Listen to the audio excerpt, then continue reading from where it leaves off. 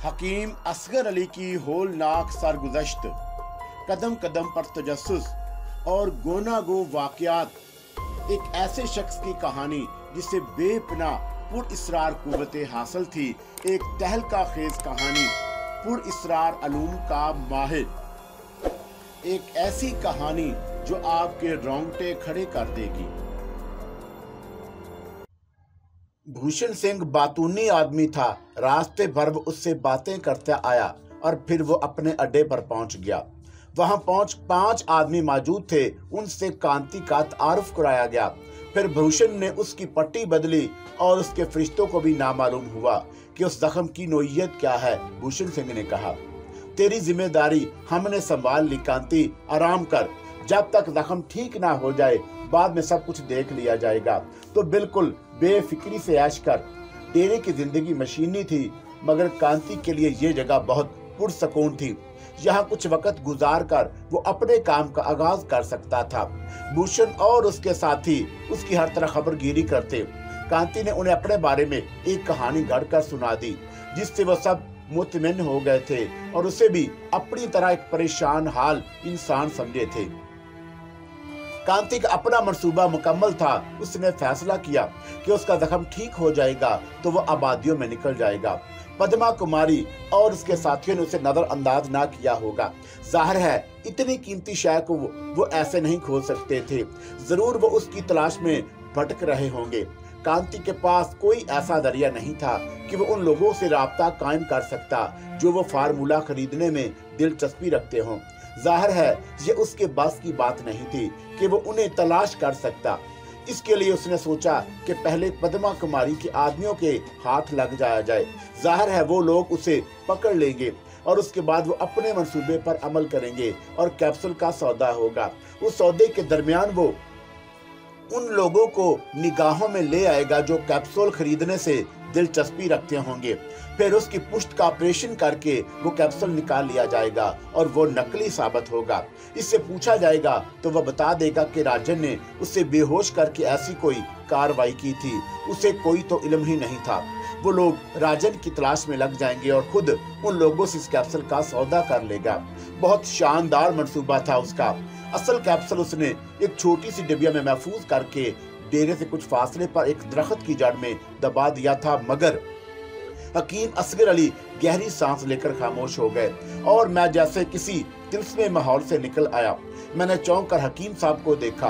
अब तक तो यूं महसूस हो रहा था जैसे कोई फिल्म चल रही हो, हर मंजर मेरी आंखों के सामने हो। मैं कांति को देख रहा हूँ, लेकिन हकीम साहब के खामोश होने से तिलस्म टूट गया। फिर क्या हुआ हकीम साहब? मैंने बेजारी से पूछा। मियाँ, मैशियत के बारे में क्या कहते हो? मेरा ईमान है हकीम साहब कि हमारे सारे मंसूबे राख का ढेर होते हैं। हवा का एक झोंका सब कुछ मुंतशिर कर देता है और होता वही है जो आसमानों में तय हो चुका होता है। मैंने जवाब दिया, बिल्कुल दुरुस्त कहा। कांति की मंसूबाबंदियां ना जाने क्या क्या थी, लेकिन हवा का एक झोंका आया और हुआ क्या? मैंने उसी बेचैनी से पूछा। डेरे पर आए हुए कांति को छठा दिन था कि उसे बुखार हो गया। ये बुखार उतर ही ना रहा था। उसे अपना दिमाग तारीक होता हुआ महसूस हुआ। भूषण ने उसका इलाज कराया, लेकिन मर्ज दूर ना हुआ। कांति की ज़हनी हालत खराब होती जा रही थी। अब उसके साथियों को अपने फंस जाने का खदशा लाहक हुआ। कांति गैर कानूनी तौर पर आया था, वो क्या जवाबदेही करते। चुनाचा उन्होंने एक दिन खामोशी से उसे बेहोशी के आलम में एक शाहराह पर डलवा दिया, जहां से मकामी हकाम ने उसे उठाया और सरकारी तहवील में अस्पताल में दाखिल करा दिया। कांति अब बिल्कुल पागल हो चुका था। उसका बुखार वगैरह तो दुरुस्त हो गया, लेकिन दिमागी हालत बेहतर ना हुई। जानते हो क्यों?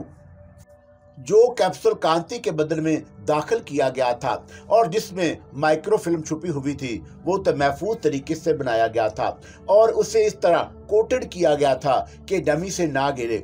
लेकिन नकली कैप्सूल आम किस्म का था और उसमें एक ऐसी दवा भरी हुई थी जिसकी तारीख गुजर चुकी थी।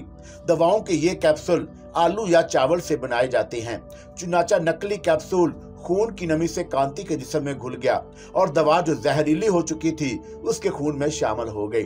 नतीजा पहले बुखार फिर ज़हनी अदम तवावन की शक्ल में निकला और उसके बारे में तहकीक हुई, और जब उसके मुल्क में उसकी आमद का कोई सबूत ना मिला तो उसे उसकी कौमियत के लिहाज से गुमनाम हालत में उसके मुल्क भेज दिया गया, जहां उसकी जगह पागल खाने के अलावा और कौन सी हो सकती थी।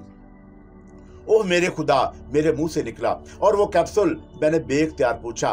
मियाँ, वो हमारे मतलब की बात कहाँ? जी माफी चाहता हूँ, गोया यहाँ कांति की कहानी खत्म हो गई।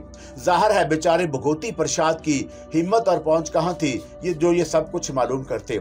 जी जी बिल्कुल, लेकिन फिर कांति का क्या हुआ? हुआ तो किशोरी का भी अभी कुछ नहीं। क्या तुम कहानी खत्म करना चाहते हो? हकीम साहब ने पूछा। नहीं, बिल्कुल नहीं, कहानी जारी रहने दो। तुम्हारे काराइन के ज़ौक़ की तस्कीन भी होगी। यकीनन हकीम साहब, लेकिन आपका अंदाज़े बयान कमाल है, मैंने तहसीन भरे लहजे में कहा। अब मसला सुधा और सुषमा का रह जाता है। कतई कांति बेचारा पागल खाने में था और किशोरी नूल शर्मा के रूप में उस जादूगरनी के कब्जे में। बाकी रह गई सुधा और सुषमा। सुधा छोटी थी और सुषमा बड़ी। घर के हालात बुरी तरह बिगड़ चुके थे। दोनों लड़कियां सख्त परेशान थी, ना समझ भी थी और दुनिया में उन्होंने कुछ ना देखा था। इन तमाम हालात से कुछ पहले पिंडत भगोती प्रसाद के एक दोस्त माथर सहना ने पिंडत जी की बड़ी बेटी सुषमा का रिश्ता मांगा था। पिंडत जी इस वक्त भरपूर हसीयत रखते थे, जाके माथर सहना सिर्फ एक सरकारी अफसर थे और उनका बेटा कैलाश सहना तालीम हासिल कर रहा था। पिंडत जी ने कोई भरपूर जवाब ना दिया था, लेकिन माथर सहना चक्कर लगाते रहे। आखिरी चक्कर में उन्होंने कहा, मुझे लगता है भगोती, तुम्हें ये रिश्ता पसंद नहीं है। ऐसी तो कोई बात नहीं सहना जी, तुम टाल मटोल से काम ले रहे हो। यार हरे अभी जल्दी क्या है, वक्त गुजरने दे, तेरा बेटा भी अभी पढ़ रहा है। एक बात याद रखना भगोती, मेरा बेटा बहुत ज़हीन है, एक दिन वो बहुत बड़ा अफसर बनेगा, उसे ठुकरा कर तुम अच्छा ना करोगे। अबे अफसर के बाप, मैंने मना कब किया था? तो फिर हाँ कर दो। मैं हाँ कर दूं और तू शादी के लिए शोर मचाना शुरू कर दे।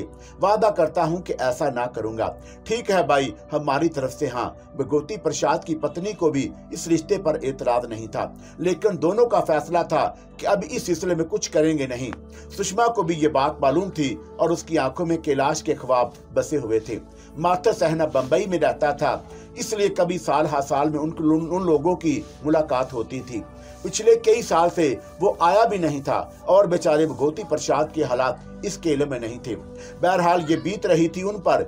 एक दिन सुधा ने बड़ी बहन सुषमा से कहा, दीदी अब हमारे घर का क्या होगा? भगवान जाने, पिताजी तो बिल्कुल बेकार होकर रह गए। दोनों अपना अपना ठिकाना कर गए। हमें क्या करना चाहिए? किशोरी भैया ने तो पलट कर ना देखा, कांति भैया कौन से पलटे? क्या ये दोनों हमें छोड़ देंगे? सुषमा ने सिसकी लेकर कहा।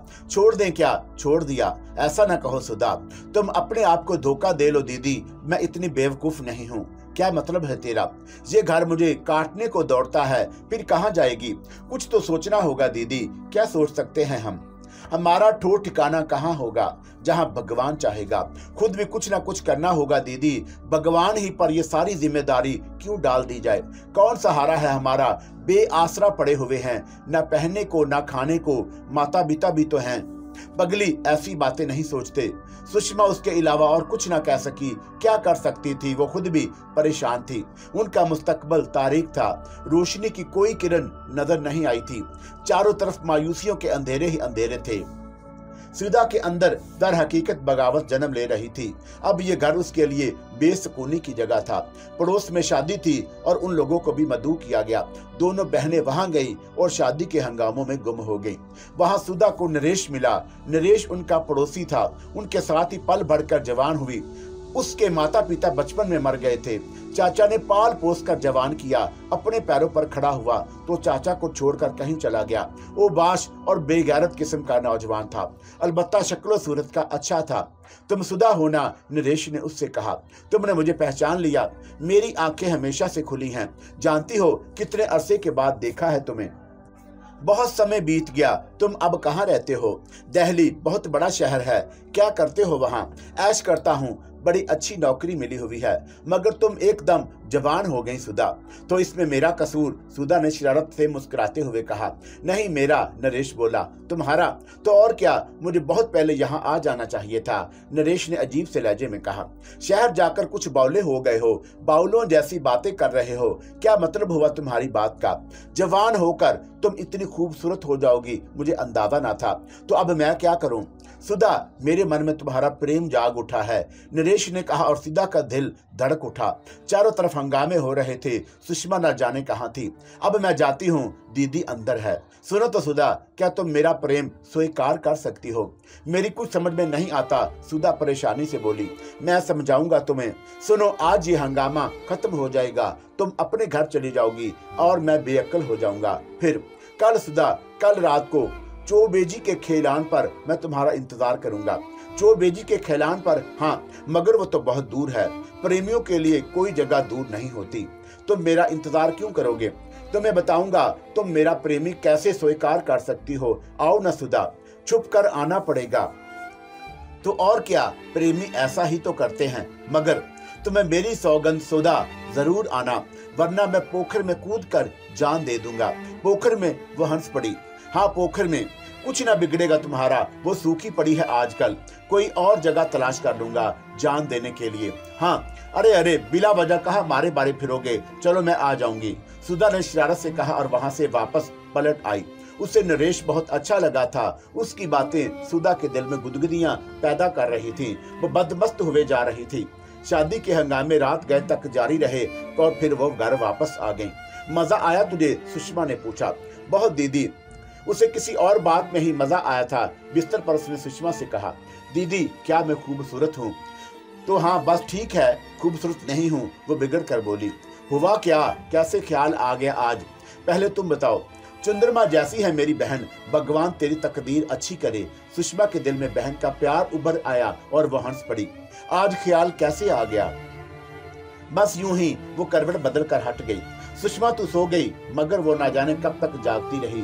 कानों में नरेश की आवाज गूंज रही थी, एक एक लफ्ज याद आ रहा था। चौबेजी के खैलान, दूसरे दिन भी कठिन था।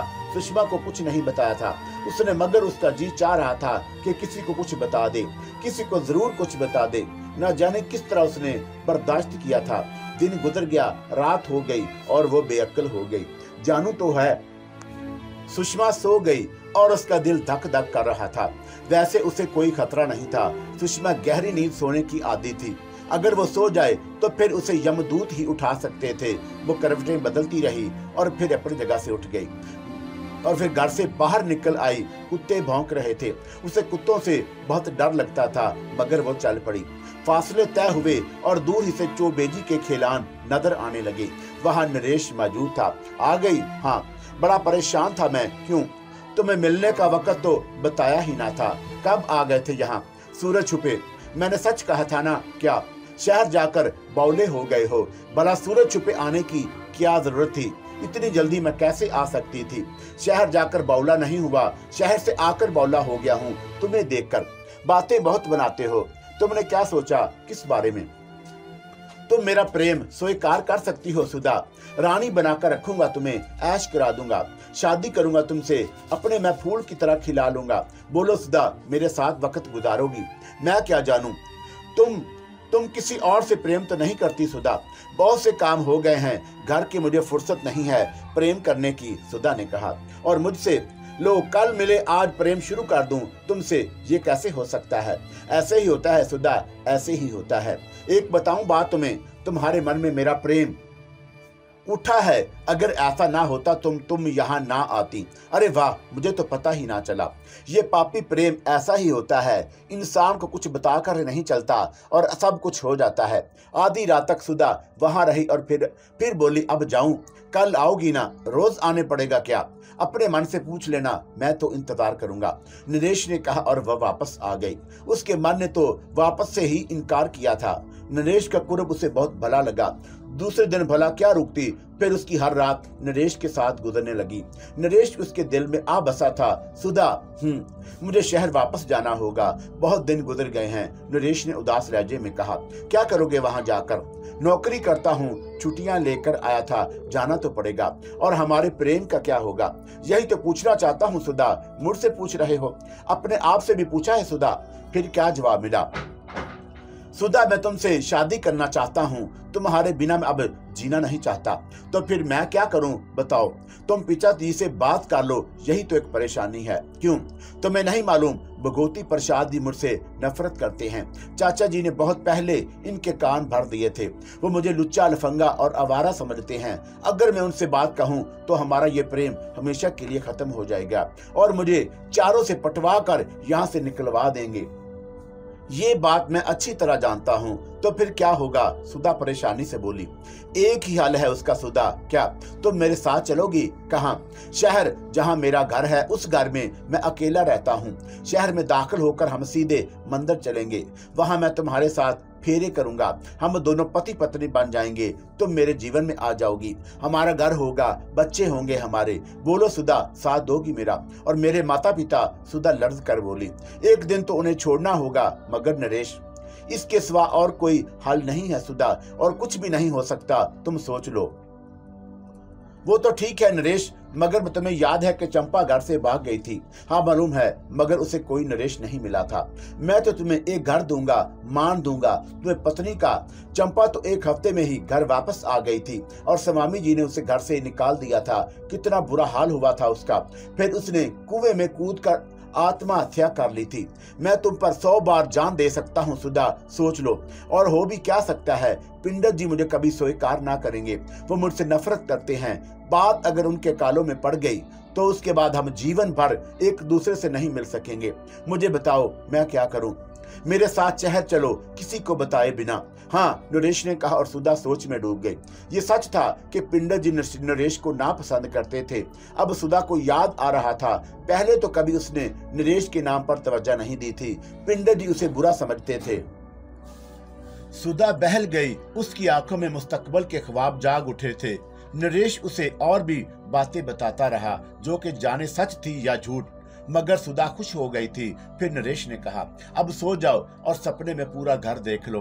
नींद आ जाएगी रेल में, मुझे तो आ जाएगी, तुम सो जाओ, सुधा ने कहा और नरेश ने आंखें बंद कर ली। फिर वो सचमुच सो गया। सुधा के दिल में हौक सी उठ रही थी। एक तरफ नए घर का तस्वर था तो दूसरी तरफ वो सब जिनके बीच बचपन बिताया था। पिता नहीं, पर मैंने अच्छा किया या बुरा। रेल की मुसलसल यकसा आवाज ने उसके जहन पर भी असर डालना शुरू कर दिया और वो भी सो गई। रात बीती जा रही थी और उस वक्त सुबह के 5 बजे थे जब अचानक एक हौलनाक गड़गड़ाहट हुई। सुधा को लगा जैसे वो आसमान में उड़ रही हो। फिर जैसे क्यामत आ गई। हौलनाक आवाजें, खून के फवारे, चीखें और कराहें, न जाने क्या क्या हुआ था, न जाने क्या क्या। उसने घबराकर करीब सोए हुए नरेश की तरफ देखा, मगर नरेश की गर्दन तो उसकी गोद में आकर गिरी थी और उसका बेगर्दन का बदन कोई फुट ऊंचा उछल रहा था और ये दहशतनाक मंजर उसके दिल की धड़कन बंद किए दे रहा था। लेकिन फिर उसकी मुश्किल हाल हो गई। ऊपर की एक बर्थ टूटकर उसके सर पर गिरी और उसका जहन तारीकियों में गुम हो गया। रेल का हादसा हुआ था। 2 ट्रेनें आमने सामने से टकराई थी और होलनाक तबाही मची थी। जख्मियों और मरने वालों की काफी तादाद थी। किसी को गुमान भी न था कि सुधा और नरेश भी इस हादसे का शिकार हुए होंगे। पुलिस के कारकुन और इंतजामिया के दूसरे अफराद अमदादी कामों में मसरूफ थे। जख्मियों के रिश्तेदार भी थे जो उनके लिए धाड़े मार मार कर रो रहे थे और कुछ ऐसे भी थे जो गुमशुदगान को तलाश कर रहे थे। दफत नहीं मालती दिल खराज चीखें मारती हुई सुधा के पास पहुंची और उससे चिमट कर बयान करने लगी, हाय मेरी बच्ची, अरे जिंदा है या देखो इसे, हाय मेरी बच्ची। बहन जी हौसला करें, हौसला रखें, हमें अपना काम करने दें। कारकुनों ने कहा, अरे देखो भैया जीती है या हाय। मालती ने बेहतरीन अदाकारी करते हुए कहा, जख्मी है बहन, सर में चोट लगी है, आप इत्मीनान रखें, मरहम पट्टी हुई जाती है। मैं इसे शहर ले जाना चाहती हूँ भैया, अरे मेरी मदद करो, हाय मेरी मदद करो। तमाम जख्मियों को आहिस्ता आहिस्ता शहर भेजा जा रहा है और अभी और भी गाड़ियां आ रही हैं। वो देखिए कुछ गाड़ियां आ रही हैं, उतनी देर में उसकी पट्टी कराई देती हूँ। जख्मी सुधा के सर पर पट्टी लपेट दी गई। शारदा देवी शशोपन से मालती को एक एम्बुलेंस मिल गई और वो कुछ सिरे जख्मियों के साथ सुधा को लेकर चल पड़ी। रास्ते भर वो बयान करती रही, रोती रही और बिल आखिर अस्पताल पहुंच गई, जहां दूसरों के साथ साथ सुधा को भी तभी अमदाद दी गई। उसके सर में जख्म था लेकिन खतरनाक नहीं था। मालती मुसलसल उसके साथ लगी हुई थी। चंद घंटों के बाद शारदा देवी भी शहर पहुंच गई। अस्पताल में बेशुमार जख्मी मुंतकिल हो गए थे और उनके अजीजो अकारब ना जाने कहां कहां से पहुंचे थे। शारदा देवी ने मालती को बुलाया और वो उनके आंसू पूंछती हुई उनके करीब आ गई और बोली, क्या पोजीशन है? सर में जख्म है, खतरनाक तो नहीं? बिल्कुल नहीं, इसका कोई मौजूद तो नहीं है, अभी तक तो कोई ऐसी बात नहीं हुई। हो सकती है तुमने जो मेहनत की है वो रायगां नहीं जानी चाहिए। जख्म अगर गहरा नहीं तो डॉक्टर उसे छुट्टी दे देंगे। कोशिश करो, मैंने फोन करके गाड़ी मंगवा ली है, मैं कोशिश करती हूँ, मालती ने कहा और वहां से डॉक्टर के पास पहुंच गई। डॉक्टर साहब, मेरी बेटी कैसी है? कौन सी है बहन आपकी बेटी? वो है। नर्स, क्या पोजीशन है इसकी? डॉक्टर ने एक नर्स से सवाल किया। मामूली जख्म है सर, कोई बात नहीं, तुम इसे ले जाना चाहो तो ले जा सकती हो। मैं इसे ले जाऊं डॉक्टर? अपने घर ले जाकर इलाज कराऊंगी इसका, मालती ने रोते हुए कहा। नर्स, इनका काम करा दो। यस सर, नर्स ने कहा और मालती को लेकर चल पड़ी। एक जगह अंदराज होते रहे। नर्स ने बात की और एक शख्स ने पूछा जो अस्पताल से डिस्चार्ज होने वाले मरीजों के नाम देते लिख रहा था। हाँ बहन जी, आपका नाम क्या है? माया मुखर्जी, मालती ने जवाब दिया। ये लड़की आपकी कौन है? बेटी है भैया, मेरी किस्मत की मारी है, शादी में गई थी अपनी बहन की बेटी की। हम दोनों माँ बेटियां शादी में शिरकत करके आ रहे थे कि रास्ते में हम पर यह विपदा टूट पड़ी। लड़की का क्या नाम है? रूपा मुखर्जी। पता बताइए अपना, उस शख्स ने कहा और मालती ने फौरन ही एक फर्जी पता दोहरा दिया। ये तमाम अंदराज किया गया और उस शख्स ने नर्स से कहा, ठीक है, तुम इन बहन जी के लिए इंतजामात कर दो। नर्स वापस आ गई और फिर वो मालती से बोली, आपके पास इसको ले जाने के लिए इंतजामात हैं? हाँ बेटी, बस इधर ही किसी जगह लिटा दो इसे, अभी थोड़ी देर में मेरे भैया आने वाले हैं, मैं इसे ले जाऊंगी। आप इत्मीनान रखें, इसे यहीं लेटा रहने दें, जब आपके पास इंतजाम हो जाए तो मुझे बता दीजिए, मैं इसे गाड़ी में मुंतकिल करा दूंगी। मालती नर्स को दुआएं देने लगी और नर्स वहां से चली गई। बहुत दूर से शारदावती जी ये तमाम कार्रवाई देख रही थी और मुस्कुरा मुस्कुराकर अपने साथी से बातें कर रही थी। मालती ऐसे कामों में माहिर हो गई है, उन्होंने मुस्कुराते हुए कहा। हाँ देवी जी, मालती की जहानत का कोई जवाब नहीं। देखिए कैसे फूट फूट कर रोती रही है, सारी आंखें लाल कर ली हैं। ये अदाकारी कोई और नहीं कर सकता। इसमें कोई शक नहीं कि मालती अपने फन में बहुत तेज है। मुझे बस एक धड़का लगा हुआ है, क्या कहीं उसका कोई रिश्तेदार तलाश करता हुआ इधर ना आ जाए। सारा किया धरा मट्टी में मिल जाएगा। खतरा तो मुंह लेना पड़ता है, आ जाएगा तो देखा जाएगा। जरा नजर रखो, अगर ऐसी कोई बात हुई भी तो हम मालती को दूर ही से हटा देंगे।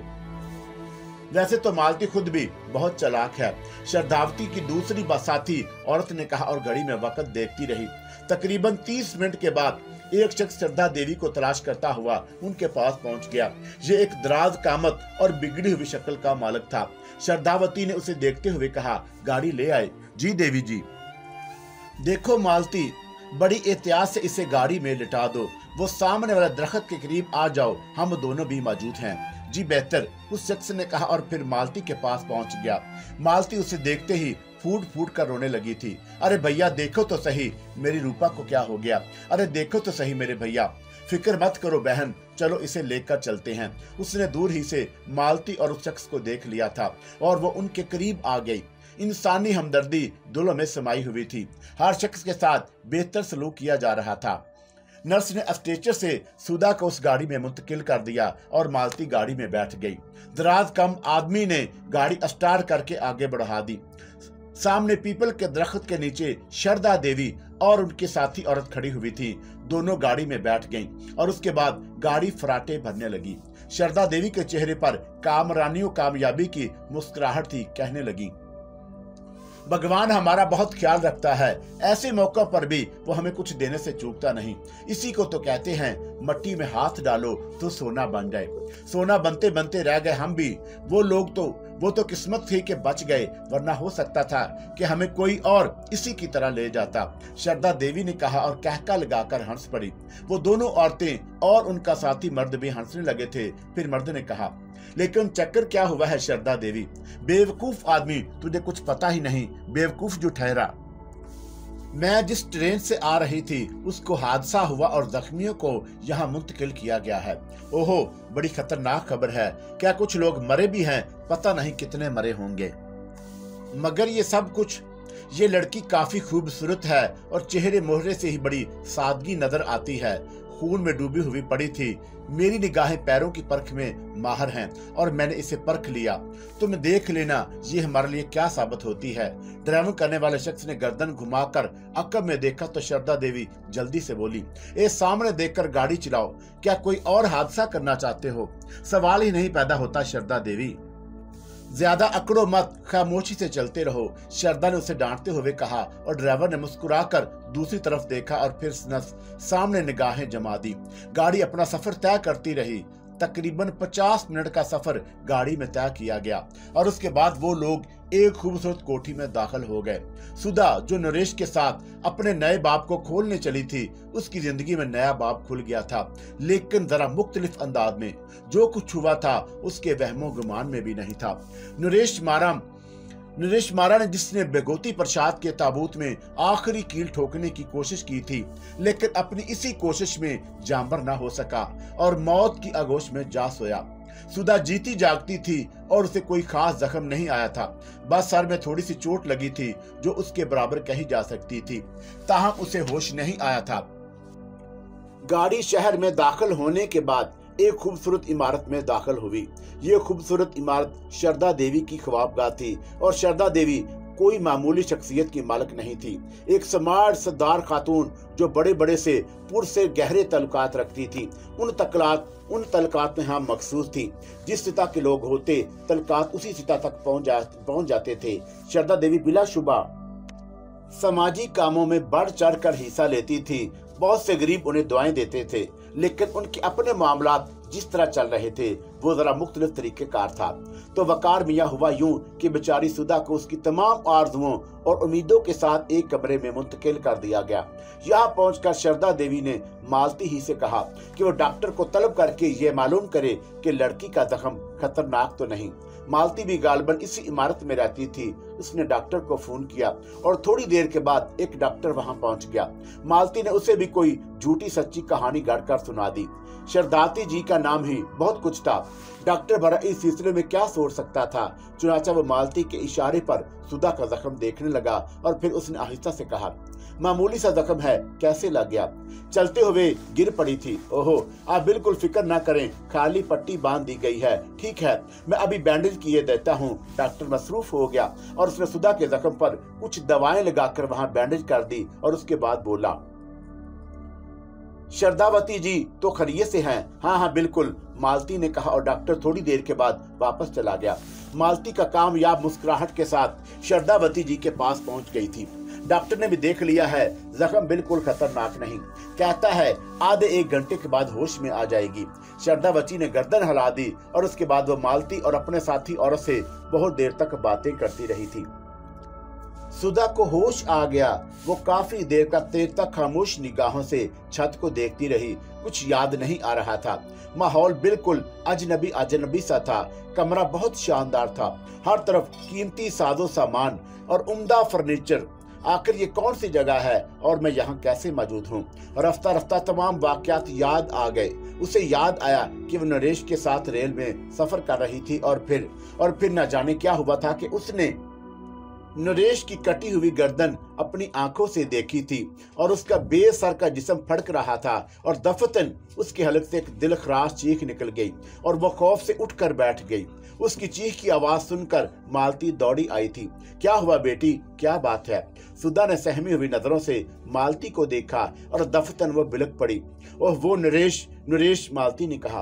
वो उसकी गर्दन, हाय राम, वो फूट फूट कर रोने लगी और मालती ने उसका सर सीने से लगा लिया।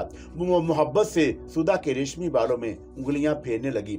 खुद को संभालो बेटी, काके आके, अरे कहाँ मर गया? अरे राम। मालती ने किसी को आवाज दी और एक नौकर अंदर आ गया। जा एक गिलास गर्म दूध ला जल्दी से। जी मालती देवी। काके बाहर निकल गया। सुधा बेदस्तूर बिलक बिलक कर रो रही थी। ना रो मेरी बच्ची, ना रो, मैं तेरी माता समान हूँ, ना रो, हिम्मत कर। मालती उससे प्यार करती रही। थोड़ी देर में काके दूध लेकर आया था। इसे पी ले, मालती ने कहा। नहीं, मैं नहीं पीऊंगी, मैं कुछ नहीं पीऊंगी, मुझे जाने दो, मुझे यहाँ से जाने दो। सुधा बेइख्तियार रोते हुए बोली। जिद नहीं करते बेटी, लो दूध पी लो। तुम कहाँ जाओगी? कोई अता पता है तुम्हारा? बताओ कहाँ जाओगी तुम? मालती ने हमदर्दी और मोहब्बत भरे लहजे में कहा। सुधा उसे देखने लगी। मालती दूध का गिलास आगे बढ़ाते हुए बोली। तुम जो कहोगी वही किया जाएगा, बिल्कुल फिक्र मत करना। जैसे तुम चाहोगी वैसे ही किया जाएगा। हम तुम्हारे हमदर्द हैं। लो पहले एक गिलास दूध पी लो, बदन में कुछ जान आएगी। उसके बाद जो मन चाहे कह देना, हम जैसा तुम कहोगे वैसे ही करेंगे। पी लो बेटी, जिद नहीं करते। मालती के लहजे की हमदर्दी, उसके चेहरे पर छाई हुई मोहब्बत ने सुधा को हिम्मत दी। उसने दूध का गिलास ले लिया और फिर उसे बेदिली से खाली करके मालती के हवाले कर दिया। अब आराम से लेट जाओ, तुम्हारे सर में चोट लगी है। तुम्हें याद है ना कि तुम कहाँ थी? हाँ मुझे याद है। ये बताओ कि तुम कहाँ थी? तुम जहाँ भी हो अमन की जगह हो, यहाँ तुम्हें कोई खतरा नहीं। मगर ये कौन सी जगह है? श्रद्धावती का घर है ये। आप श्रद्धावती हैं? नहीं, फिर कौन है आप? बेटी मैं तो श्रद्धावती की नौकरानी हूँ। आपका नाम क्या है? मेरा नाम मालती है, मालती ने जवाब दिया। श्रद्धावती कौन है? बेटी आराम से लेट जाओ। मैं तुमसे कह चुकी हूँ कि तुम्हें यहाँ कोई परेशानी, कोई तकलीफ नहीं। जैसे तुम कहोगी वैसे किया जाएगा। हम तो इंसानी हमदर्दी की बुनियाद पर तुम्हें यहाँ ले आए हैं। तुम रेल में सफर कर रही थी और रेल को हादसा हो गया। हाँ हाँ, सुधा रोते हुए बोली। कौन था रेल में तुम्हारे साथ? मालती ने पूछा और सुधा परेशान निगाहों से मालती को देखने लगी। उसने इस बात का कोई जवाब नहीं दिया था। अगर तुम बात ना करना चाहो तो आराम से लेट जाओ। समझ लो यहाँ तुम अपने ही घर में हो और कोई भी तुम्हें परेशान नहीं करेगा। हम तो तुम्हारी जिंदगी बचाने के ख्याल से तुम्हें यहाँ ले आए। तुम्हें मालूम, जब रेल को हादसा हुआ था तो बहुत से बड़े बड़े लोग धाड़े मार मार कर रो रहे थे। 2 आदमी तुम्हें उठाकर जाने की कोशिश की। वो बदमाश मुझे लफंगे नजर आए और तुम्हारी इज्जत खतरे में थी। श्रद्धावती ने देख लिया और फौरन ही उन्हें ललकारा और वो तुम्हें छोड़कर भाग गए। तुम बेहोश थी। तब श्रद्धावती ने कहा कि जवान लड़की है, बेहोश है, खतरे में है, इसे अपनी पनाह में ले लो। बाद में जहाँ भी जाना चाहेगी इसे वहीं पहुंचा दिया जाएगा। चुनाचा हम तुम्हें एहतियात से इस जगह से उठाकर यहाँ ले आए। बस यूं समझ लो कि अगर हम ना होते तो ये खतरनाक लोग तुम्हें ना जाने कहां से कहां ले जाते और तुम्हारे साथ बुरा सलूक करते। सुधा की आंखें हैरत से फैल गईं। वाकई वो बेहुद थी, उसे तो हालात मालूम ही ना थे। ये औरत जो कुछ कह रही है अगर सच है तो वाकई उन लोगों ने इस पर बड़ा एहसान किया है।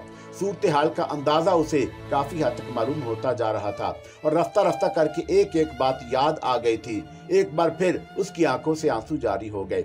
मालती ने हमदर्दी से उसके सर पर हाथ फेरते हुए कहा, जो कुछ हो चुका बेटी उसे वापस नहीं ला जा सकता, लेकिन तुम इत्मीनान रखो, तुम्हारी हर तरह से मदद की जाएगी। श्रद्धावती जी बहुत ही दयालु हैं और इंसानों से बड़ा प्रेम करती हैं। वो किसी को तकलीफ में तो देख ही नहीं सकती। तुम्हारे लिए भी वो बहुत परेशान थी और कह रही थी कि तुम्हें होश आ जाना चाहिए। देखो डॉक्टर को बुलाकर उन्होंने तुम्हारे सर पर पट्टी बंधवाई है। तुम्हारे सर में चोट लग गई थी। मालती की हमदर्दाना बातों से सुधा को थोड़ा बहुत सुकून हुआ, लेकिन नरेश की याद, अपना घर का छूट जाना, दोनों चीजें उसके लिए बहुत ही खौफ का बाइस थी। नरेश अगर जिंदा होता तो शायद वो वक्त गुजार जाती, लेकिन अब उसके लिए कुछ भी ना रहा था। इस तस्वर से उसकी आंखों में आंसू उमड़ आए। मालती ने कहा, जी चाहे तो मुझे अपनी कहानी सुना दो। तुमने तो मुझे अपना नाम भी नहीं बताया। मेरा नाम सुधा है। सुधा ने हाथों से अपने आंसू खुश करते हुए कहा, कहाँ की रहने वाली हो? बजनूर की। पिता का क्या नाम है? भगवती प्रसाद। किसके साथ सफर कर रही थी? और यहाँ सुधा की जुबान रुक गई। मालती सवालिया निगाहों से उसे देख रही थी। और कोई नहीं था तुम्हारे साथ? था, सुधा ने जवाब दिया। कौन था? नरेश, तुम्हारा पति? मालती ने उसे मुतजस्सिस निगाहों से देखते हुए कहा। नहीं, भाई था। नहीं, फिर कौन था? जवाब में सुधा का सर झुक गया। मालती जहां दीदा औरत थी, फौरन ही मामले की तह तक पहुंच गई और उसकी आंखों में मुसर्रत के आसार पैदा हो गए। प्रेमी था तुम्हारा वो? उसने सवाल किया। हाँ, सुधा बोली। कहाँ जा रहे थे तुम? मुझे नहीं मालूम। क्या मतलब? नरेश जानता था। वो कहाँ गया? सुधा ने कहा और उसकी आंखों में फिर आंसू उमड़ आए। उसने रोते हुए बताया कि नरेश की कटी हुई गर्दन अपनी आंखों से देखी थी, वो मर चुका है। मालती के चेहरे पर इत्मीनान के आसार पैदा हो गए। उसने आहिस्ता से कहा, राम राम राम, बहुत बुरा हुआ, ये तो बहुत ही बुरा हुआ। अच्छा, एक बात बताओ बेटी। जी, तुम घर से भाग कर आई थी? मालती के सवाल ने सुधा की जुबान पर ताले लगा दिए। बहुत देर तक वो खामोश रही। फिर उसने एक ठंडी सी आंस लेकर कहा, हाँ। तुम्हारे माता पिता को तुम्हारे चले आने का इल्म नहीं है क्या? क्या मालूम? वैसे मुझे यहाँ कितने समय गुजर गया? समय? मालती ने पुरख्याल अंदाज में कहा। फिर बोली, 8-9 दिन तो गुजर चुके होंगे। सुधा चौंक पड़ी। हाँ, 8-9 दिन गुजर गए। 8-9 दिन? मगर मुझे हाँ, बेहोश जो थी तुम, मालती ने चालाकी से कहा। हालांकि ऐसी कोई बात नहीं थी, लेकिन सूरत हाल से वाकिफ होने के बाद उसने फौरन ये चाल चली।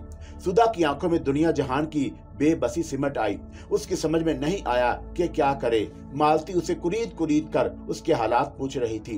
बहन भाई हैं तुम्हारे? हाँ, एक बहन है और 2 भाई, वहीं बजनूर में रहते हैं। अब उन दोनों भाई पिता नहीं कहाँ चले गए? बस मेरी माताजी, पिताजी और एक बहन बजनूर में रहती हैं। दोनों भाई कहाँ चले गए? घर छोड़कर भाग गए। क्यों? हम बहुत बुरे हालात में जीवन गुजार रहे थे। वो नौकरी की तलाश में गए थे और फिर वापस नहीं लौटे। और अब तुम्हारे माता पिता और दोनों बहनें घर ही में थे। जी। नरेश कौन था? हमारा पड़ोसी था। तुम्हारे माता पिता को नरेश के बारे में इल्म है? वो जानते हैं कि तुम नरेश के साथ गई थी?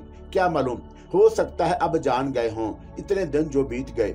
हाँ, जान गए होंगे बेचारे, मगर मैं क्या करूं? नरेश भी अब इस संसार में नहीं रहा और माता पिता जी, मैं तो बिल्कुल ही अकेली रह गई।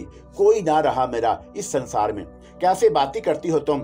हमें अपना नहीं मानती तो मत मानो, मगर शर्दावती की तौहीन ना करो। वो तो तुम्हें बड़ी चाह से लाई हैं और उन्होंने इतनी हदायत दी हैं तुम्हारे बारे में कि तुम सोच भी नहीं सकती। उन्होंने कहा है कि तुम्हें अगर कोई तकलीफ पहुंची तो यहाँ रहने वाले हर शख्स को सजा दी जाएगी। ना जाने उनके मन में तुम्हारा प्रेम कैसे जाग उठा। सुधा अजीब सी निगाहों से मालती को देखने लगी। फिर उसने कहा, मेरा क्या होगा? कहा ना, कुछ नहीं होगा, थोड़ा सा इंतजार कर लो। शारदा देवी बहुत समझदार हैं, वो जरूर तुम्हारे लिए कुछ करेंगी। सुधा खामोशी से आंसू बहाती रही और मालती देर तक उसे तसल्लियां देती रही। फिर वो उठती हुई बोली, देखो सुधा, तुम पूरे सुकून के साथ यहाँ रहो। शारदा देवी ने तुम्हें पनाह दी है और तुम्हें यहाँ कोई जरा बराबर नुकसान नहीं पहुंचा सकता। बाद में जो कुछ तुम कहोगी और जैसे कहोगी वैसे ही किया जाएगा। शारदा देवी से तुमसे मुलाकात करेंगी। अब मैं चलती हूँ, तुम आराम से लेटी रहो। रोने धोने की जरूरत नहीं, जो बीतना था वो बीत ही गया। बेचारा नरेश अब वापस नहीं आ सका, वो मर चुका है और अब तुम्हारे लिए बेकार है। हम कोशिश करेंगे कि तुम्हारे किरदार पर कोई दाग ना लगने पाए। इस सिलसिले में तुम्हारी शर्दावती जी तावन से तावन करना होगा। मैं चलती हूँ, फिर आऊंगी। मालती वहां से बाहर निकल आई। उसके होंठों पर मुस्कुराहट फैली हुई थी। शर्दावती इस वक्त अपने ख्वाबगाह में थी। मालती ने ख्वाबगाह के दरवाजे पर दस्तक दी तो उनकी आवाज उभरी, अंदर आ जाओ। मालती दरवाजा खोलकर अंदर दाखिल हो गई। उसके होंठों पर मुस्कुराहट फैली हुई थी। शर्दावती उस वक्त एक किताब की वर्क गर्दानी में मसरूफ थी। उन्होंने किताब एक तरफ रख दी और मालती का चेहरा देखने लगी। फिर आहिस्ता से बोली, क्या बात है? उसे होश आ गया देवी जी। क्या कैफियत है उसकी? बिल्कुल ठीक है, पूरी तरह होश में आ गई। अलबत्ता मैंने उसे पूरी कहानी सुना दी है। क्या?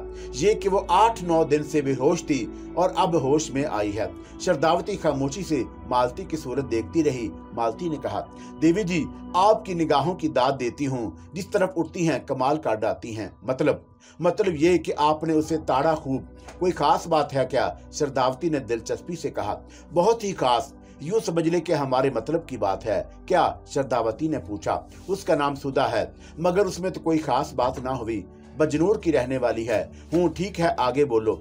उसके पिता का नाम पिंडत भगोती प्रसाद है। वो 2 भाई हैं और एक बहन है। दोनों भाई घर छोड़कर भाग चुके हैं। घर की हालत बहुत खराब है। वो खुद अपने प्रेमी के साथ बजनूर से भाग रही थी और रेल में उसके प्रेमी की मौत भी वाकया हो गई। ओह, श्रद्धावती अब पूरी तरह दिलचस्पी लेने लगी थी। और आप समझती हैं कि घर से भागी हुई किसी लड़की को हमारे जाल में फंसने में कोई दिक्कत नहीं होगी। तुम बड़ी होशियारी से उस पर अपना अमल करेंगे। वो ये फैसला नहीं कर सकती कि अब उसे क्या करना है। अपने प्रेमी के साथ चुपचाप भागकर आई थी, चुनाचा घर से भी गई और अब उसका कोई सहारा नहीं। सीधी सादी लड़की मालूम होती है, मगर हुस्न क्यामत का है। तेरा क्या ख्याल है मालती, हम बेवकूफ हैं क्या? श्रद्धावती ने कहा। नहीं देवी जी, इसी को तारीफ कर रही थी मैं। बड़ी दिलचस्प बात यह है। तूने क्या कहा उससे? मैं तो देवी जी बड़ी ही दिलासे देकर आई हूँ। उसे कहा है कि जो वो चाहेगी वही किया जाएगा। Good, very good. हमारा तारुफ कराया उससे? जी, पूरी तरह करा दिया। कब मिला रही हो तुम मुझे उससे? हाँ, उसे कुछ खिलाया पिलाया। हाँ, दूध का 1 गिलास पिला दिया है। मेरा ख्याल है अब वो बिल्कुल ठीक है। आप जब चाहें उससे मिल सकती हैं। थोड़ा सा इंतजार कर ले, सोचने का मौका दे दें उसे। उसके बाद अच्छा हुआ, बहुत ही अच्छा हुआ। अब वो कहाँ जाती है? बस यूं समझ ले कि एक कीमती इजाफा हुआ हमारे यहाँ। इजाफा तो होता ही रहना चाहिए देवी जी, वरना ये समाज सुधार काम कहाँ से चलेंगे। मालती, ऐसी कोई बात मुझे हमेशा नापसंद होती है। माफी चाहती हूँ देवी जी, बस खुशी के आलम में मुंह से निकल गया। मालती ने जल्दी से संभल कर कहा। उतनी देर में वो दूसरी औरत भी आ गई जो इस वक्त श्रद्धावती के साथ थी, जिस वक्त रेल का हादसा हुआ था। कहो, क्या करके आई हो? श्रद्धावती ने उसे मुखातब हो कहा। जो काम आपने मेरे सुपुर्द किया था देवी जी, उसकी तकमील कर डाली मैंने। मुझे तुमसे इन्हीं यही उम्मीद थी। चलो ठीक है, सारे काम हम अपनी मर्जी के मुताबिक होते जा रहे हैं। सुधा अपने ही ख्यालों में गुम थी। मालती ने बहुत हमदर्दी का इजहार किया था, श्रद्धा देवी के बारे में बताया था, मगर कौन जाने क्या होगा। आखिर ये लोग कब तक उसे अपने पास रखेंगे? इन्हीं सोचों में गुम थी और आंखों से आंसुओं के धारे बह रहे थे कि दरवाजे पर आहटें उभरी और फिर उसने श्रद्धा देवी को देखा। एक रोशन मुस्कुराता हुआ चेहरा, उनके पीछे मालती भी थी। तो ये है हमारी सुधा। अरे, ये तो रोए जा रही है। सुधा, क्या बात है भाई? श्रद्धा देवी उस तरह बोल रही थी जैसे बरसों की पहचान हो। फिर वो सुधा के पास आकर बैठ गई। क्या बात है सुधा, क्यों रो रही हो? बोलो, मुझे बताओ। मालती, तुम जाओ, अपनी सुधा से हम खुद बातें करेंगे। मालती दरवाजा खोलकर बाहर निकल गई। श्रद्धा देवी ने सुधा को उठाकर बिठाया और मुस्कुराती हुई बोली, कोई गलती हो गई हमसे सुधा? नहीं देवी जी। तो फिर रो क्यों रही हो? अपने भाग को रो रही हूँ। क्या हुआ तुम्हारे भाग को? मैं बहुत बदनसीब हूँ देवी जी। कैसे पता चला तुम्हें? श्रद्धा देवी ने मुस्कुराते हुए कहा और सुधा अजीब सी नजरों से उन्हें देखने लगी। आपको नहीं मालूम? वो मासूमियत से बोली। बिल्कुल नहीं, मालती जी ने नहीं बताया। कुछ बताया तो है, मगर तुम्हारे भाग के बारे में उसने कुछ नहीं बताया मुझे। मैं घर से भाग आई हूँ। तो फिर? अरे, ये कोई बात ही नहीं है भाई, इसमें क्या बात है? तुम्हारी मजबूरी थी, प्रेम हो गया था तुम्हें, तुम अपने प्रेमी के साथ चल पड़ी। ये बुरी बात तो नहीं है। सुधा को ये बातें बड़ी अजीब लग रही थी। एक बात बताओ जी, तुम्हारे माता पिता तुम्हारे प्रेमी से तुम्हारी शादी ना करते क्या? कभी ना करते। क्यों? पिताजी नरेश को बहुत बुरा समझते थे और वो तुमसे प्रेम करता था। हाँ, तब तो ठीक किया तुमने, प्रेम तुम दोनों करते थे। भला तुम्हारे पिताजी को क्या हक पहुंचता था कि तुम दोनों के दरमियान में आए? उन्हें तुम्हारी शादी कर देनी चाहिए थी। तुमने अपने माता पिता से कहा था कि तुम नरेश से शादी करना चाहती हो? नहीं कहा था। क्यों?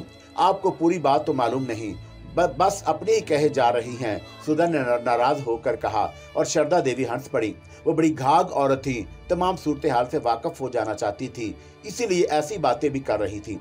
भला पूरी बात मालूम कैसे हो हमें? तुम बता तो रही नहीं। उन्होंने कहा, मैं बजनूर की रहने वाली हूँ, ये हमें मालूम है। मेरे पिताजी का नाम पिंडत भगोती प्रसाद है, ये भी मालूम है हमें। मेरे 2 भाई और एक बहन भी है। पिता है और तुम्हारे प्रेमी का नाम नरेश है। सब कुछ पता है जैसे आपको। अच्छा, जरा मेरे भाइयों और बहन का नाम बताइए। सुधा रोना धोना भूल गई। अरे बाप रे, ये नहीं मालूम हमें हार गए। सुधा देवी बिल्कुल हार गए। सुधा हंस पड़ी जैसे उसे बहुत खुशी हुई हो इस बात से। फिर उसने कहा, पहले हम बहुत अमीर थे, फिर एकदम गरीब हो गए। पिताजी ने न जाने क्या किया कि हमारे पास कुछ न रहा, सब लोग परेशान हो गए और घर में कुछ न रहा तो किशोरी भैया और कांति भैया बहुत परेशान हो गए। फिर किशोरी भैया नौकरी करने चल पड़े और गायब हो गए। मैंने सुषमा दीदी से कहा कि अब हमारा क्या होगा, तो वो बोली, भगवान जाने। फिर मुझे नरेश मिल गया, उसने कहा कि मुझसे शादी करेगा। मैंने सोचा कि अब पिताजी के पास इतने पैसे नहीं हैं कि वो मेरी शादी करें। नरेश के पास की बात क्यों ना मान लूं। नरेश ने कहा कि मेरे साथ शहर चलो और मैं तैयार हो गई। मगर सुधा के नथने फूलने फिचकने लगे और फिर वो रो पड़ी। नहीं भाई, रोने की नहीं बात हो रही, आगे बोलो। आगे क्या बोलूं, नरेश तो मर ही गया। तो मर जाने दो, तुम कौन सा उससे प्रेम करती थी? शादी तो करनी थी ना उससे। शादी तो किसी और से भी की जा सकती है। कैसे की जा सकती है? अब तो घर से भी भाग आई हूँ और पैसे भी नहीं है मेरे पास। मैं तुम्हें नोटों के अंबार पर बैठा दूंगी। मैं जो हूँ, आप मेरी शादी करेंगी? हाँ, मैं कर दूंगी। मगर आप ऐसा क्यों करेंगी?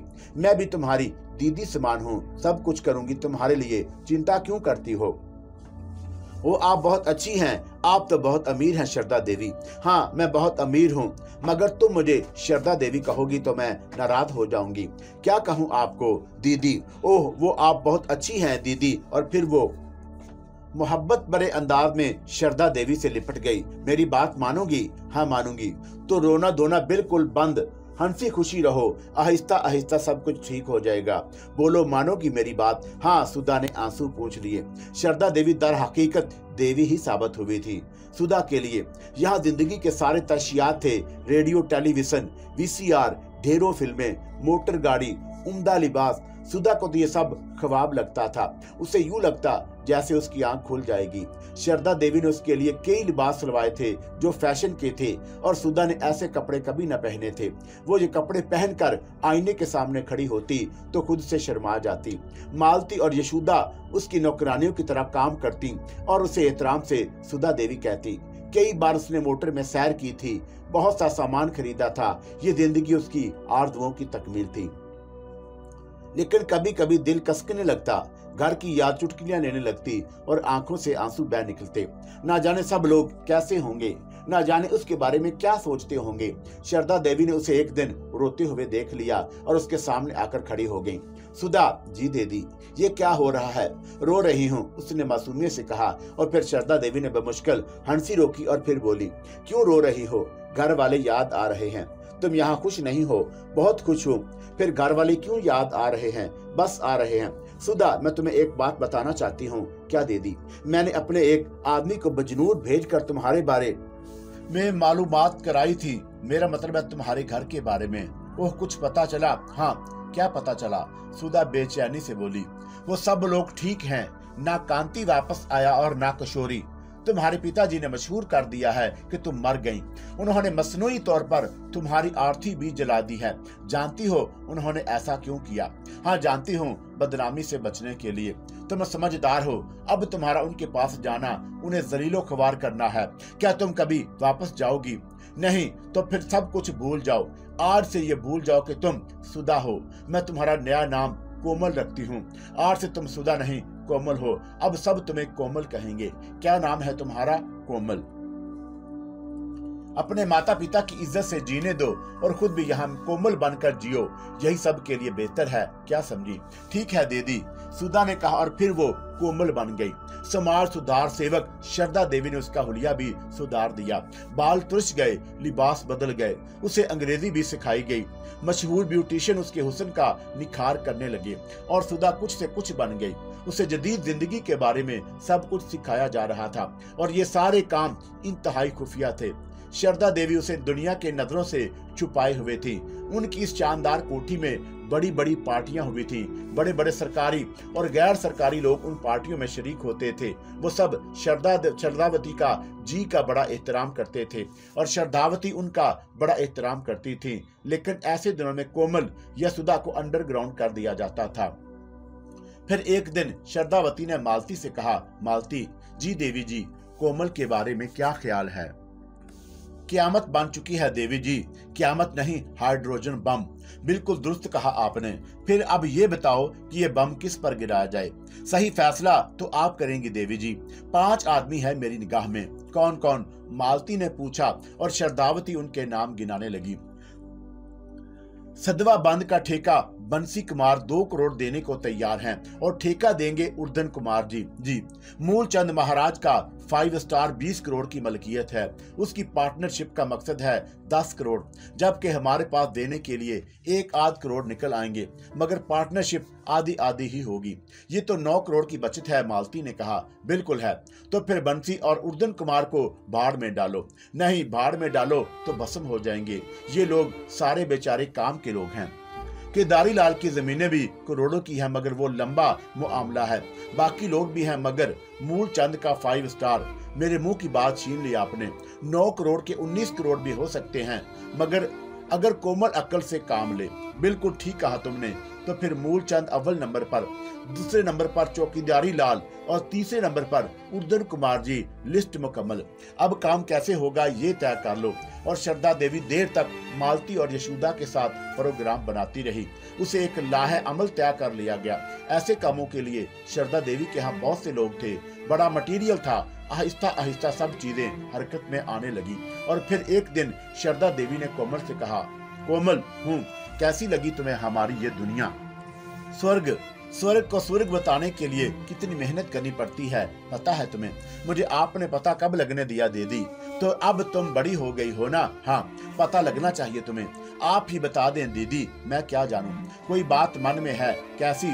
सुधा या कोमल ने पूछा। माता पिता याद आते हैं कभी कभी। तुम उनके लिए मर चुकी हो, मगर तुम उन्हें जिंदगी दे सकती हो। मैं? हाँ, तुम। कैसे दीदी? जो काम तुम्हारी किशोरी और कांति भैया ना कर सके, वो तुम कर सकती हो। तुम्हें उन्हें लाखों रुपए खामोशी से बेच सकती हो। लाखों रुपए? हाँ, अपनी कमाई से। मेरी कमाई? वो हैरत से बोली। हाँ, तुम्हारी सुंदरता की एक झलक तुम्हें नोटों के ढेर पर बिठा सकती है। जाता कुछ भी नहीं है, आता बहुत कुछ है। मैं समझी नहीं दीदी। देखो, मैं तुम्हें समझाती हूँ, और जो कुछ समझा रही हूँ तुम्हें वही सब कुछ करना है। खबरदार इससे अलग ना हो, वरना तारीकियों में जा पड़ोगी। मुझे तारीकियों से बहुत डर लगता है दीदी, इसीलिए तो तुम्हें रोशनी दिखा रही हूँ, ऐसी रोशनी जो कभी ना बुझे। श्रद्धा देवी ने कहा। और उसके बाद वो कोमल के साथ चिराग जलाने लगी। उन्होंने कोमल को सारे दर्स दे डाले थे। फिर उन्होंने कहा, तुम ऐसा ही करोगी ना जैसा मैंने कहा है? हाँ दीदी, मैं ऐसा ही करूंगी, कोमल ने कहा। और श्रद्धावती भी मुतमिन हो गई। फिर उन्होंने 5 बड़े आदमियों को मदऊ किया और 5 बड़ी बड़ी शानदार कारों में पहुंच गए। श्रद्धाजी ने लान पर बंदोबस्त किया था। 5 बहुत बड़े खुश थे। लान पर ट्रालियां गर्दिश करने लगी। दूसरे लोग ना आएंगे क्या? मूलचंद जी ने पूछा। कौन दूसरे? श्रद्धावती ने पूछा। मेरा मतलब है बहुत मुख्तर बंदोबस्त किया है। ये अपनों की सभा है, उसमें गैरों का क्या काम? श्रद्धावती ने कहा। ओहो, हम वाकई आपके अपने हैं श्रद्धा जी। आप चाहें तो गैर समझ सकते हैं। अरे नहीं, ऐसी क्या बात है? मगर ये तकरीब क्या है? दुख दे रहे हैं आप मुझे हीरा लाल जी। क्यों? आज तारीख क्या है? 20 अगस्त। ये मेरा जन्मदिन है। ओह माय गॉड, आपने ज्यादती कर डाली, केदार लाल ने कहा। पैदा होकर श्रद्धा देवी हंस पड़ी। इतला ना देकर हम तो आपके लिए कोई तोहफा ना लाए। आपके आने की खुशी तोहफे से बढ़कर है मेरे लिए। फिर भी जी, मैंने किसी को नहीं बुलाया, कोई धूमधाम नहीं की। आप लोग हैं मेरे कजन कोमल है। आप लोग हैं मेरी कजन कोमल है, बस। आपकी कजन? हाँ, बहुत अरसे के बाद आई है, अब मेरे साथ रहेगी। बाजार गई है, अभी आती ही होगी। सब गप्पे लड़ाने लगे।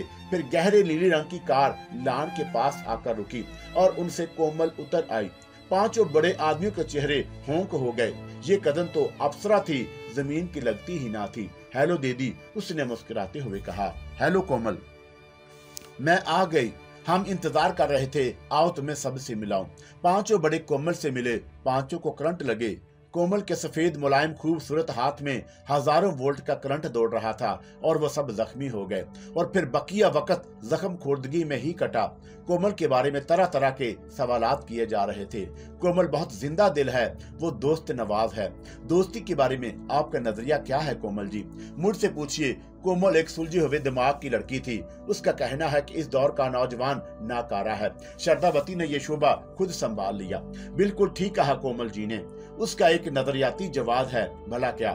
वो नौजवान जिन्हें दौलत विरसे में मिलती है वो इब्तिदा से बिगड़े हुए होते हैं। उनकी जरूरतें पूरी होती रहती हैं और वो दौलत कमाना नहीं जानते।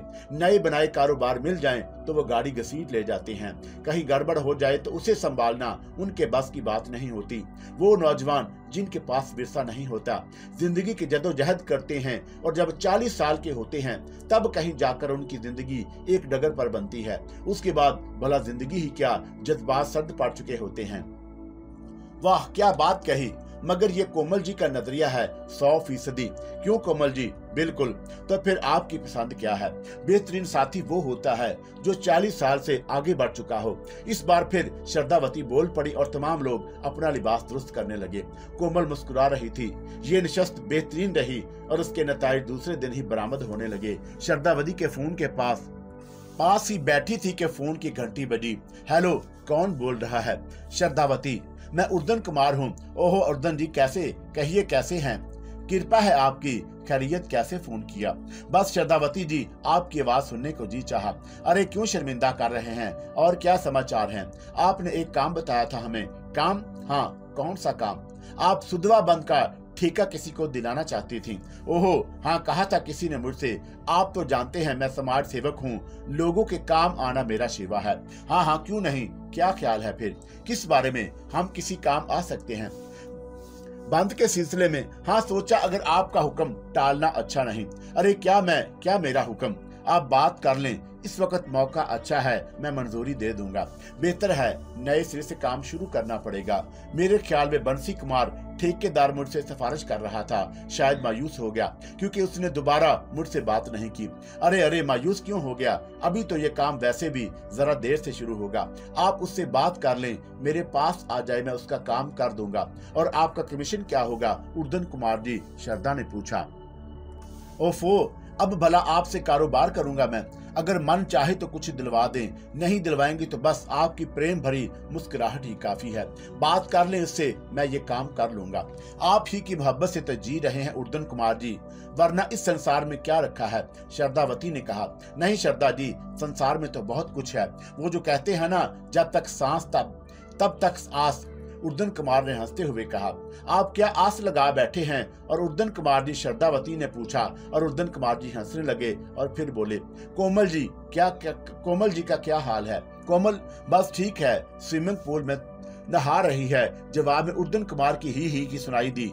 गार्बन इस तस्वर से रस निचोड़ रहे थे जिसमें कोमल पानी में नहा रही हो। फिर कहने लगी, बड़ी सुंदर लड़की है आपकी कदम जो ठहरी। हाँ बिल्कुल, और कोई खास बात नहीं? कोई खास बात नहीं, बस मुलाकात होगी किसी वक्त जरूर, श्रद्धावती ने कहा और खुद ही फोन बंद कर दिया। उसे उर्दन कुमार जी की फोन का इंतजार नहीं था और फिर उसे दूसरे 2 फोन मिले और आखिर में मूलचंद जी का फोन मिला जिसका उसे इंतजार था। हेलो, उसने पूछा। मूलचंद बोल रहे हैं। बोलिए, क्या हाल है मूलचंद जी? बिल्कुल ठीक, बस कल की आपकी पार्टी ने तो रात भर ख्वाब दिखाए। अरे मूलचंद जी, आप ख्वाब भी देखते हैं? क्यों पाबंदी है ख्वाब देखने पर? नहीं, आप ख्वाब देखिए, जितना मन चाहे देखिए, हमें भला क्या इतराज हो सकता है। लेकिन बस इतना जरूर बता दीजिए कि ख्वाब में देखा किसको? जवाब में मूलचंद जी हंसने लगे तो फिर उन्होंने कहा, आप ही को देखते रहे और किसको देखते? क्या अब हम इस काबिल हो गए कि आप हमें ख्वाबों में देखें? आप जिस काबिल हैं श्रद्धा जी, इसके बारे में तो कोई सोच भी नहीं सकता। अरे हाँ, कोमल रानी कैसी हैं? ठीक है, आपको याद कर रही थी हमें। मूलचंद मुतहय्यर लहजे में बोले। हाँ खैरियत, कह रही थी कि कल आपने 5 आदमियों को मदऊ किया था। लेकिन मूलचंद जी तो जवाब ही नहीं था। इतने नफीस आदमी, इतने हंसमुख और इतनी अच्छी बातें करने वाले कि बाज़हन से बुलाया ही ना जा सके। और कोमल जी को कौन मन से निकाल सकता है? मूलचंद ने कहा। हाँ भाई, अब तो ये आपका आपस का मामला हो गया। कभी कभी जरा कोमल से मुलाकात कर लिया करें, वो अजीब किस्म की लड़की है। क्या मतलब? मूलचंद ने फूले हुए सांस के साथ कहा। अव्वल तो वो दोस्त बनाती नहीं है किसी को, और दोस्त बना लेती है तो जान नहीं छोड़ती। तो फिर मेरा ख्याल है आपने उसके जहन पर बहुत बड़ा असर डाला है। बड़ा असर? हाँ मूलचंद जी, श्रद्धावती बोली। नहीं देवी जी, अच्छा असर कहें, अच्छा असर। अब अच्छा है या बुरा ये तो आप दोनों ही जाने। कब आ रहे हैं? आज ही शाम को सोच रहा था कि आपसे मिलने के लिए। क्यों, कोई खास बात? अरे आपने एक बात कही थी मुझसे, वो भला कम खास बात थी। क्या बात कही थी मैंने आपसे मूलचंद जी? इतनी कच्ची याददाश्त है आपकी श्रद्धा देवी। बात यह है कि आप किसी चक्कर में ज्यादा पड़ती ही नहीं, इसलिए भूल गई होंगी। तो आप याद दिलाइए ना, वो होटल के बारे में कुछ कहा था आपने? ओहो हाँ, कहा था हमने भाई, मगर हम इस काबिल हैं कहाँ मूलचंद जी? क्या मतलब आप श्रद्धावती जी? आप बात को सफाई से गोल कर गए थे। अरे अरे, कैसी बातें कर रही हैं आप? भला आपकी बात और कोई गोल कर जाए तो फिर क्या फैसला किया आपने इस बारे में? फैसला तो आपको करना था देवी जी, हम भला फैसला करने वाले कौन हो सकते हैं? मैं नहीं मूलचंद जी, मैंने आपको अपनी औकात बता दी थी। आप जैसे बड़े लोगों में भला मेरा कहाँ गुजर? आप मुझे शर्मिंदा कर रही हैं देवी जी। भाई देखिए ना, आपका होटल बहुत कीमती है, बहुत बड़ी बड़ी पार्टियां उसमें दिलचस्पी ले सकती हैं। मेरे पास क्या रखा हुआ है? सारे असाफे जमा करूंगी तो ज्यादा से ज्यादा 1 करोड़ रुपया निकल आएगा। तो इससे क्या फर्क पड़ता है? हम और आप कोई अलग अलग थोड़ी हैं। मूलचंद जी, अगर जज्बाती होकर बात कर रहे हैं तो मेरी राय है ऐसी बातें ना करें, और अगर जज्बाती नहीं हैं तो फिर मेरा मजाल समझें। मैं हर बात का फैसला चाहती हूँ। अगर आप इसमें पार्टनर बनना चाहती हैं तो मैं भला इनकार कर सकता हूँ। हाँ, लेकिन 50-50 की पार्टनर, श्रद्धावती ने कहा। मूलचंद जी किसी गहरी सोच में डूब गए। हेलो, हो गए ना परेशान मूलचंद जी? अरे नहीं नहीं, लेकिन ये बताइए पार्टनर आप कब बनेंगे? आप बनेंगी या कोमल जी? मैं होंगी। क्यों, आपको कोई एतराज है? नहीं, मुझे भला क्या एतराज हो सकता है, लेकिन कि ऐसा नहीं हो सकता कि आप 20% की पार्टनर बन जाएं। यही तो एक खराबी है श्रद्धावती में। क्या अव्वल तो मैं किसी के कुछ कहती नहीं हूँ, और अगर कह देती हूँ तो उससे पीछे हटना मुमकिन नहीं होता। श्रद्धावती जी, एक बात कहूँ, बुरा तो नहीं मानेंगी? नहीं, वादा करती हूँ। अगर मैं आपकी बात मान लूँ तो मुझे क्या मिलेगा? बोलिए, क्या चाहते हैं आप? डरता हूँ कहीं बात बिगड़ न जाए, मगर 2 टोक फैसला भी जरूरी है। मैं भी 2 टोक फैसले करती हूँ श्रद्धा जी, मुझे कोमल बहुत पसंद आई है, माफ कीजिएगा। अरे इसमें माफी की क्या बात है? आपको कोमल मुझे देना होगी 5 स्टार होटल के सौदे के बदले में। देखिए, आप बुरा मान गई। मैं बिल्कुल बुरा नहीं मानी, आप कहते रहिए। मैं आपको 50% का पार्टनर बनाने के लिए तैयार हूँ। आप उसे 1 करोड़ रुपया भी नहीं लूंगा। अच्छा फैसला है आपका, मेरे पास भी कुछ पैसे पड़े हुए रहेंगे। श्रद्धावती ने कहा, कोमल मेरी होगी, शादी करेंगे उससे, बाद में शादी भी कर लूंगा। हर चंद के ये फैसला करना मेरा काम नहीं है मूलचंद जी, लेकिन मेरा ख्याल है कोमल भी आपको पसंद करती है, मुझे एतराज नहीं है। बल्कि मैं इस सिलसिले में आपकी पूरी मदद करूंगी। शुक्रिया, बेहद शुक्रिया। मैं शाम को आ रहा हूँ। नहीं मूलचंद जी, सौदा खरा होना चाहिए। समझा नहीं?